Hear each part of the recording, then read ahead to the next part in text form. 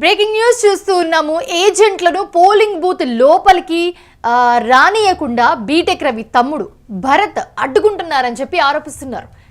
ఎర్రిపల్లి గ్రామంలో బూత్ లోపలికి రానియకుండా అడ్డుకున్నారని, పోలీసులు కూడా పట్టించుకోవడం లేదని మహిళా ఏజెంట్ వాపోతుంది.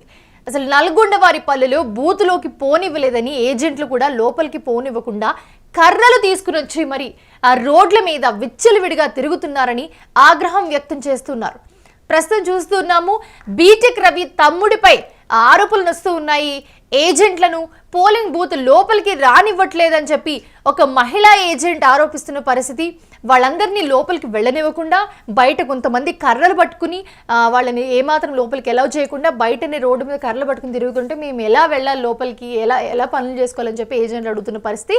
అయితే దీనికి సంబంధించి పోలీసులు ఎవరైతే ఉన్నారో వాళ్ళకి వెళ్ళి చెప్పినా, ఇలా చేస్తున్నారండి అని చెప్పినా కూడా వాళ్ళు కూడా పట్టించుకోని పరిస్థితి.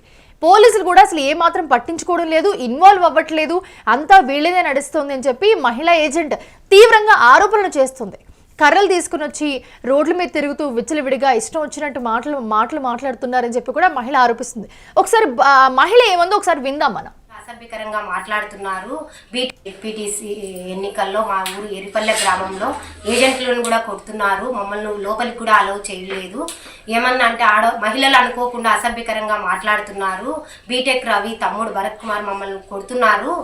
ఎట్లంటే అట్లా మహిళలను దూషిస్తున్నాడు సార్. ఆల్రెడీ సర్పంచ్ భార్య ఏజెంట్గా కూర్చున్నా కూడా ఆ అమ్మాయిని కూడా కొట్టారు. ఇంత దారుణానికి ఒడిపడుతున్నారు. సుమారు 5 గంటల సమయం నుంచి బీటెక్ రవి తుగుట్ల మధు వాళ్ళ సంబంధం 200 మంది పోలీస్ బూత్ దగ్గర ఉన్నారు. అంతమంది రూల్ ప్రకారం ఏమవసరం. పోలీసులు కూడా హేళన చేస్తూ చూస్తున్నారు. ఎలాంటి కార్యక్రమాలు చేయడం లేదు. వాళ్ళని మమ్మల్నే బయటికి పంపిస్తున్నారు, కానీ వాళ్ళని ఒక్కరిని కూడా బయటికి పంపలేదు.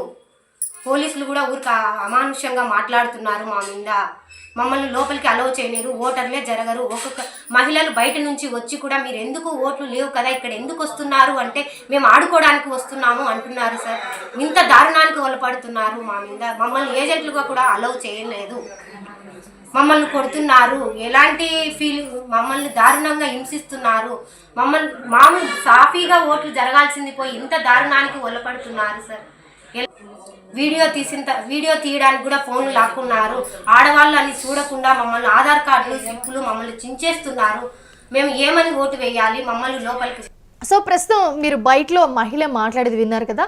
ఏజెంట్లు ఎవరైతే ఉన్నారో వాళ్ళని పోలింగ్ బూత్ దగ్గరికి లోపలికి వెళ్ళనివ్వకుండా బీటెక్ రవి తమ్ముడు ఎవరైతే ఉన్నారో భరత్ అడ్డుకుంటున్నారని చెప్పి ఆరోపిస్తుంది ఆ మహిళ. ఎర్రపల్లి గ్రామంలో బూత్ లోపలికి రానియకుండా మమ్మల్ని అడ్డుకుంటున్నారు. ఒకవేళ బలవంతంగా వెళ్దాము అని చూసినా కూడా అక్కడ బయట కర్రలు పట్టుకుని వాళ్ళు విచ్చలవిడిగా తిరుగుతున్నారు. ఎందుకు ఇలా చేస్తున్నారని అడిగితే వాళ్ళు అసభ్యకరంగా మాట్లాడుతున్నారు. దాన్ని వీడియో తీసి రికార్డ్ చేద్దామని చెప్తే వాళ్ళ ఫోన్లు లాక్కుంటున్నారు.